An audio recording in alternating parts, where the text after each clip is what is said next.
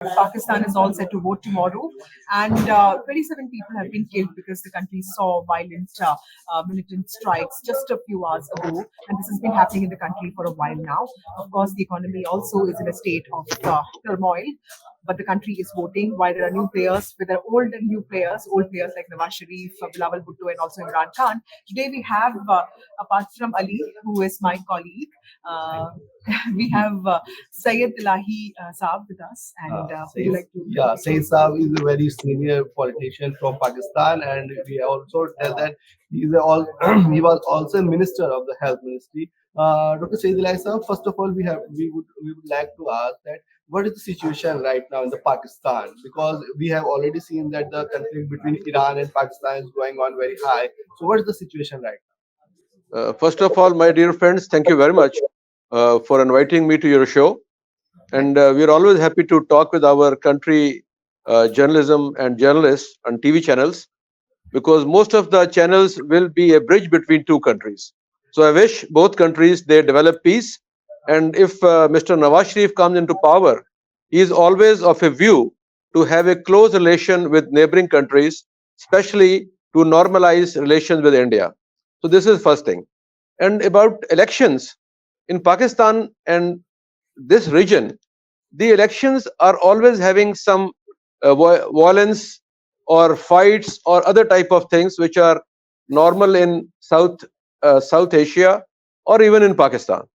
So in Pakistan, 99% areas are basically peaceful, but certain areas, as you mentioned, in Balochistan and KP or Waziristan, which are basically adjacent to Iran and Afghanistan, because Pakistan has a long border with Iran and Afghanistan, roughly 3,500 kilometers for both sides.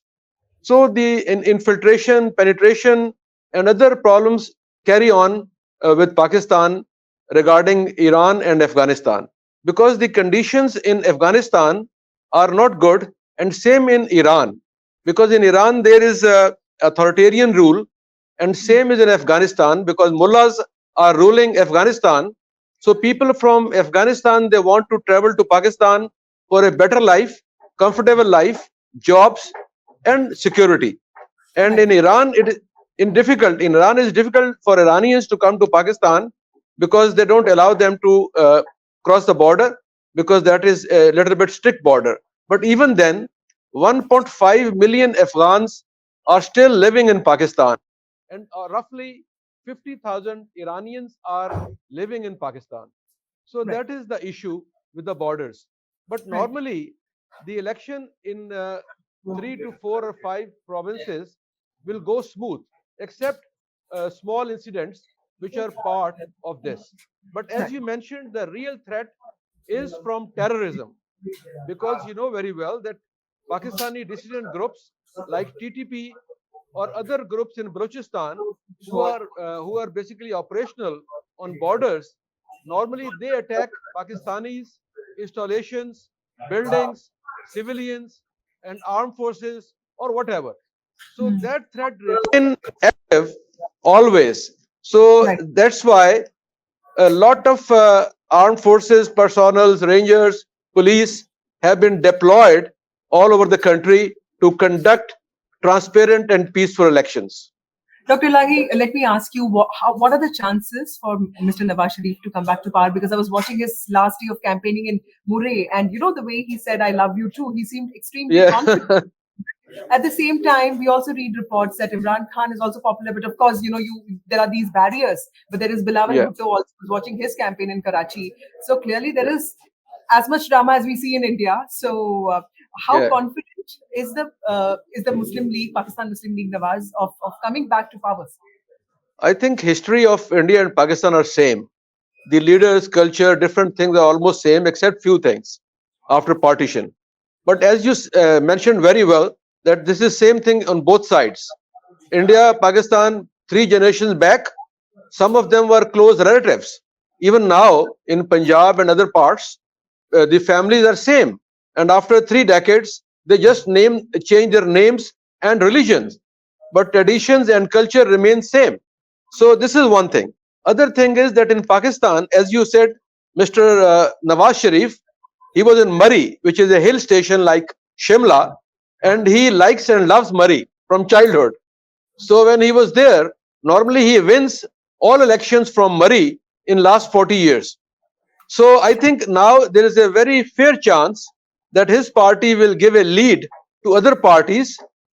People's Party will remain in strong saddle, strong position in Sindh, and they will rule Sindh for next 5 years. But the power base for PMLN is Punjab, which is the largest province, having roughly 60% population of the country. And then is KP. KP was normally stronghold of Mr. Imran Khan, but this time, because there are certain problems, and after 9th May incidents in Pakistan, the PTI is facing problems. Yes. So I think they will not be in a position as they were Right. before, but certainly the job.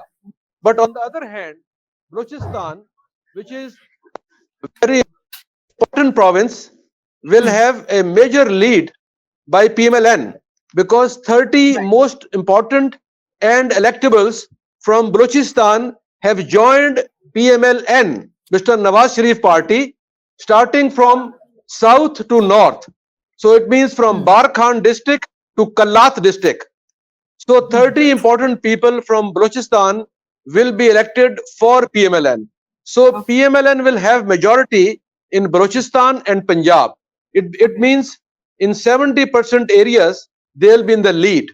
And rest I've told you before about People's Party and IK and PTI. But sir, what about Imran Khan's party? Because we keep hearing reports that, of course, there are mistakes that he made. He took on America, he took on military, and of course, military is something that we talk about. We know that Nawaz Sharif's relationship with military has improved significantly, and he seems to be the favorite right now. But tell us, why did the judiciary, the election body, go against so much Imran Khan, and where are these people that belong to his party now? Are they all contesting as independents, and what are the chances of those people winning? Acha, I will tell you the background for just 1 minute, because PTI was a party established by Mr. Imran Khan in 1996. And from 96 to 2018, they never got, in all elections, they got 1 or 2 seats. In 2013, they got 35 seats in National Assembly.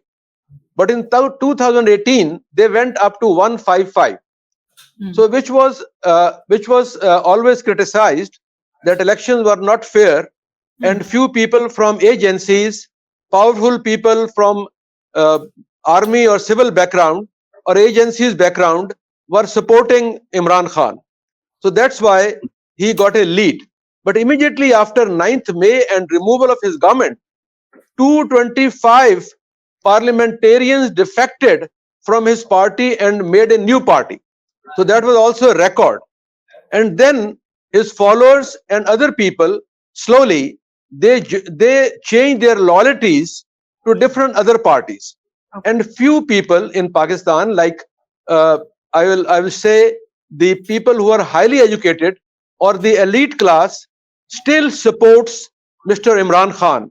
But unfortunately, their ratio is very low, and they'll be not very active in casting votes or campaigning. Or you know very well that when the election itself is an engineering. For pre-elections, election day, for a National Assembly seat, you need 1,300 people to be polling agents. So the big parties like PMLN, People's Party, they have their political agents, their background, their bases. But unfortunately, PTI did not develop as a political party. So they could not develop their organization. So on election days, Right.